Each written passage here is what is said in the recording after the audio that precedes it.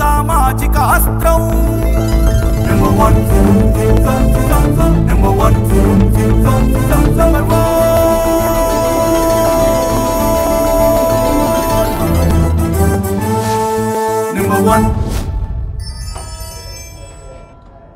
Welcome to number 1 news. This is Shravani.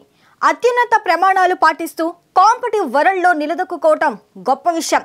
అయితే రేటింగ్స్ను కొనుగోలు చేసుకోవటం అత్యంత నీచమైన పని. అలాంటి నీచమైన పనికి తెగబడింది గుంటూరు జిల్లా వడ్డేశ్వరంలోని కేఎల్ యూనివర్సిటీ.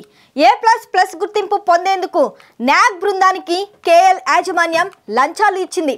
దేశవ్యాప్తంగా 20 చోట్ల విద్యా సంస్థల్లో సిబిఐ సోదాలు చేయగా నాక్ A++ అక్రిడేషన్ కోసం విద్యా సంస్థల ప్రతినిధులు తనిఖీ బృందానికి లంచాలు ఇచ్చినట్లు సిబిఐ గుర్తించింది. దీంతో లంచాలు ఇచ్చిన వారిని, లంచాలు తీసుకున్న వారిని పోలీసులు అరెస్టు చేశారు. మొత్తం 14 మందిపై కేసులు నమోదు చేయగా 10 మందిని అదుపులోకి తీసుకున్నారు.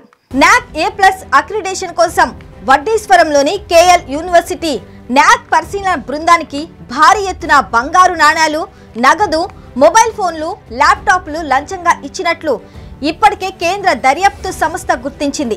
నిందితులు KL educational foundation vice chancellor JP Sarathi Varma, ఆ సంస్థ vice president Koneru Raja, Hyderabad campus director రామకృష్ణతో పాటు నాక్ పరిశీలన కమిటీ చైర్మన్ సమరేంద్రనాథ్ సాహా, పలువురు కమిటీ సభ్యులను సిబిఐ అరెస్టు చేసి విజయవాడ జిల్లా జైలుకు తరలించింది. చెన్నై, బెంగళూరు, విజయవాడ, భోపాల్, ఢిల్లీలో సోదాలు చేసిన తరువాత సిబిఐ వారిని అరెస్టు చేసింది. ఈ సోదాల్లో 37 లక్షల రూపాయల నగదు, 6 ల్యాప్టాప్లు, సెల్ ఫోన్లు స్వాధీనం చేసుకున్నారు.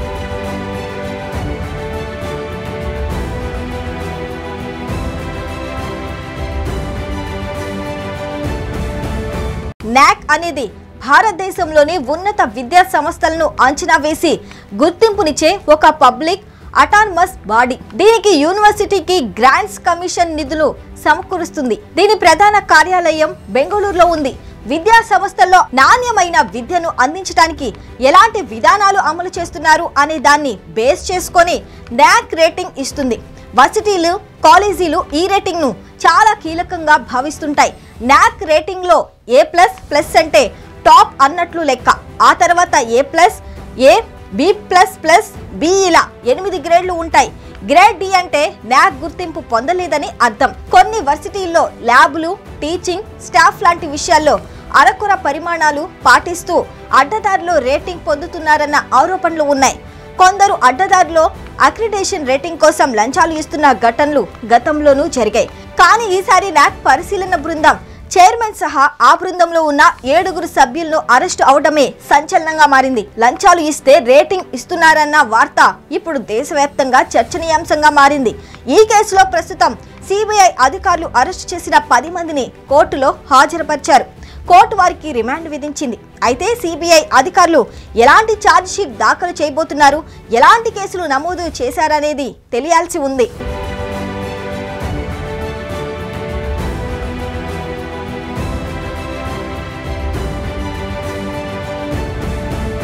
నాక్ నుంచి A++ ర్యాంకులో కొనసాగుతూ దేశంలోనే అత్యున్నత యూనివర్సిటీలో 22వ ర్యాంకులో కేఎల్ యూనివర్సిటీ ఉంది. అయితే తాజాగా సిబిఐ అధికారుల తనిఖీల్లో కేఎల్ యూనివర్సిటీ బండారం బయటపడింది. ఇప్పటి వరకు విద్యా పరిమాణాల విషయంలోనూ టీచింగ్ స్టాఫ్ తో పాటు కాలేజీలోని మౌలిక వస్తువులు తదితర అంశాలను క్షుణ్ణంగా పరిశీలించి నాక్ బృందం ర్యాంకింగ్ ఇస్తుందని అందరూ భావిస్తూ వచ్చారు.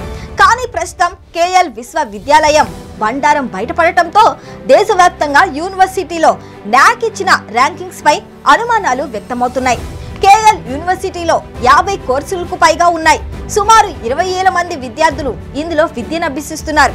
నాక్ ఇచ్చిన A++ ర్యాంకును చూపించి తమది డీమ్డ్ యూనివర్సిటీ అంటూ విద్యార్థులను, వారి తల్లిదండ్రులను ఇన్నాళ్ళు కేఎల్ యూనివర్సిటీ మభ్యపెట్టినట్లు ప్రస్తుతం తేట తెల్లమైంది. ఈ యూనివర్సిటీలో తెలుగు రాష్ట్రాల్లోని విద్యార్థులే కాకుండా చెన్నై, కర్ణాటక, ఒరిస్సా రాష్ట్రాలకు చెందిన విద్యార్థులు కూడా విద్యను అభ్యసిస్తున్నారు. తాజా పరిమాణాల నేపథ్యంలో యూనివర్సిటీలో సరైన సదుపాయాలు కూడా లేవన్న వాదన వినిపిస్తుంది. అయితే సిబిఐ విచారణ పూర్తయిన తర్వాత నాక్ కేంద్ర హయ్యర్ ఎడ్యుకేషన్ కేఎల్ యూనివర్సిటీపై ఎలాంటి చర్యలు తీసుకుంటుందనేది చూడాలి.